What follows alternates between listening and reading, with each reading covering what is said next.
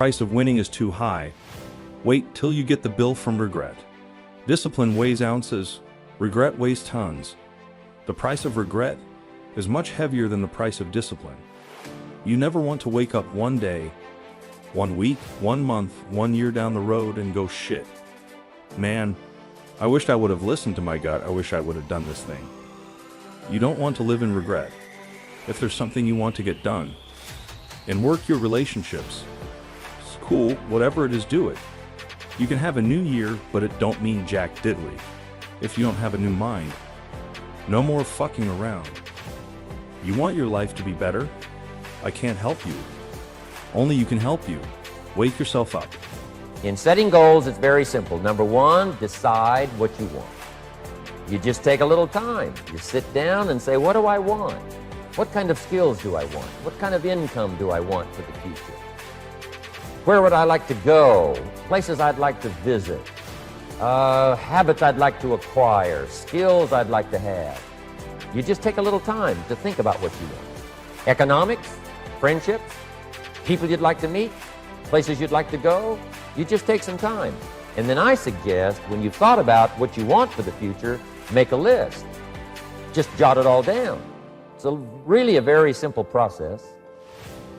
Get together with your family, your wife, your husband, your children, your business colleagues, and make it one of the major fundamentals in your life. Constantly setting, rearranging, evaluating, and strengthening the purpose of your goals. Self-confidence. Where does self-confidence come from? And this is the best advice I can give you on that. Not neglecting, first of all, the small daily discipline. Self-confidence really comes from feeling good about yourself. And one of the best ways to feel good about yourself is at the end of the day to know that you poured it on. You did your best. If you conducted a meeting, you did the best you could. If you made a phone call, it was the best phone call you could possibly make. If you wrote a letter, it wasn't a casual letter, it was your best letter. At the end of those kind of days, when you feel good about yourself, self-confidence starts to rise. You know that if you can have this kind of a good day, you can have another one the next day, and those days become the weeks become the months, and the month becomes a powerful year. Self-confidence comes from the lack of neglect. If you will not neglect to do the small daily disciplines. It means you need to walk. We need to be active. But now the question is, when you look at your 24-hour day, how much of this 24-hour day is it active, and how much of it is it like waiting, sitting, and passively observing? And Mr. Shelf gave me all kinds of examples on lifestyle. He gave me 2 phrases that helped change my life. In case you have to leave early, let me give you these 2 phrases. It'll be worth the price of coming and being here today. Just take these 2 phrases home, in case you have to leave early. Here's number 1. Shelf said, Mr. Owen, if you wish to be wealthy, study wealth. When he said that, I said, my gosh, I don't know anybody that studies wealth. Where am I going to learn it? He said, never mind, Mr. Owen, now that you've met me, if you'll be with me for a while, he said, and if you'll commit yourself, he said, I will teach you. And he taught me. He taught me the books. He taught me the stuff. Changed my life. By the time I was 31, I was a millionaire. The man taught me that. If you wish to be wealthy, well. If you want a new year and a new life, you don't need to start on January 1st. Start today. Right now. What do I really want in depth? What are the rituals that'll get me there? And then get yourself to start a few of those actions and lock them in place. If you make the changes in yourself, you're going to be proud this year. And no amount of money or accolades from other people can mirror the feeling of being proud of knowing you've taken back control of your life. Everything in life is always changing. We don't have to work on change. Change is automatic, but progress is not. So if you want to make real progress, you got to say, I got to take control of this process and not just hope it's going to work out. When you resolve this is how it's going to be, that's when you cut off any possibility, except the thing you've committed to. If you want to take the island, you burn the boats. 'Cause when you burn those boats, there's no going back. You're gonna find a way to make things work. You gotta do your best work when you're least motivated. Kids ought to be taught from the time they're just small what to do with a dollar. If a child has a dollar and goes and spends it, right away they've developed the wrong habit. And sure enough, if they continue those poor management habits over the first dollar, you can imagine they're probably going to do the same poor things with those same dollars when they get older. The plans we learn when we're small, sure enough, are most often the plans we follow the rest of our lives. What to do with your money and where to put it.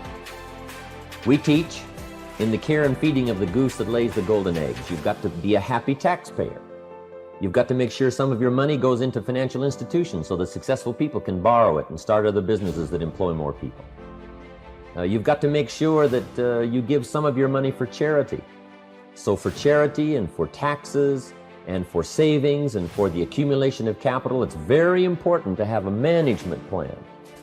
When we come to an opportunity like Herbalife, especially multi-level network marketing, it is so dynamic, it is so powerful, and it is so possible in fortune making that sometimes people want to speed up the process by cutting the corners, by neglecting to do the right things, to cheat a little here, cross the line just a little bit, because then, it'll grow faster and you can cash in quicker. Not necessary here. Doing Herbalife right will build your fortune longer and stronger than trying to cut the corners and not doing it right. Vitally important. Building and developing your own character. Here's the next key power, and that's image. There's many parts to image. The image that others see you as, the image you have with other people. And it's very important how other people see you. Mr. Schultz said, Mr. Owen, if you wish to be happy, study happiness. I didn't know happiness was a study. My best hope for happiness at age 25 was to just go through the day with my fingers crossed, hoping somehow something would make me happy. Schultz said, no, Mr. Owen, happiness is not something you postpone. Happiness is not something off in the future. Happiness is something you design. You've got to get the word. Happiness is something you design. Happiness is a study. Happiness is a practice. Happiness is an art. It's not an accident. It's an art. And anybody that wants to can study, practice the art, happy living. Happiness is like culture. Money doesn't make you cultured, but culture is within the grasp of all of us. Start with those two levels of balancing would already be enough. That simply means maybe you're too active in some parts and maybe you're too passive in other parts. No matter in what you are investing it, every one of us has 24 hours that we can work with. Any other skill that you can develop in this world, any skill must be nourished over and over again. And this is why there is the saying, for example, the real skill, the Kung Fu, what we call Kung Fu. Yeah, it's a skill attained by investing a lot of effort. There are only at 86,400 seconds in a day, and you gotta not only operate in them, you gotta do it fast. For some of you, you act as if you have another opportunity. I'm wired differently. Every opportunity is the last opportunity. Every opportunity, I have to reprove myself again. Because the day you become content, the day you stop growing, the day you stop getting better, is the day you die. Be what it is you claim to be about. Be what it is you truly want to be. If you truly want to be successful, if you truly want to change your life, if you truly want to lose 50, 100, 200, 500 asterisk pounds, be about it today. You master the present. And when you get to the point where you start winning the day, then you start winning a week, and then you start winning a month, and then you start winning a year. Are you hearing what I'm saying? You've got the bet on you. You believe in everybody else. You clap for everybody else, you support everybody else. But when are you gonna look in the mirror and believe in the damn person you see? It's about time for you to believe in you. because you got it. Most people try to design tomorrow and next week and next month in their head. They try to just decide what they're going to do. And most people don't even think that far ahead. They think, I have to get up in the morning and go to work, and that's about the extent of it. But a game plan for financial independence, a game plan for your work time, a game plan for your personal time. The family needs a game plan so that you won't miss some of the important things that are helpful to your life and to your success. The kids need a game plan.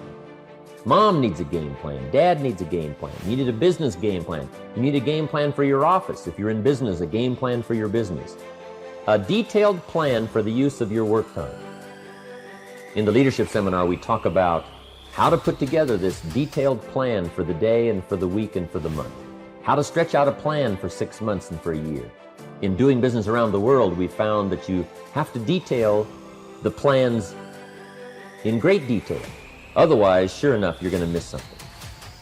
Second question you must answer is, where am I from? Very important question. It's a tough question. As a matter of fact, humans have been trying to answer this question for over 2,000-3,000 years. Today, they have been even attempted to say that you are from monkeys. They talk about evolution, but they try to explain that you came from some big bang that caused some genetic coding in the slime, in the abyss of 6 billion years, and all this stuff they talk about. They're trying to explain where you're from. You see, until you know where you're from, you don't know who you are. What is your source? Where did you come from? It's a very important question. And the third question I have to answer is, why am I here? That's a tough question. Why were you born? Why were you conceived? Why are you on this planet right now? Why did you come to Earth? These are tough questions.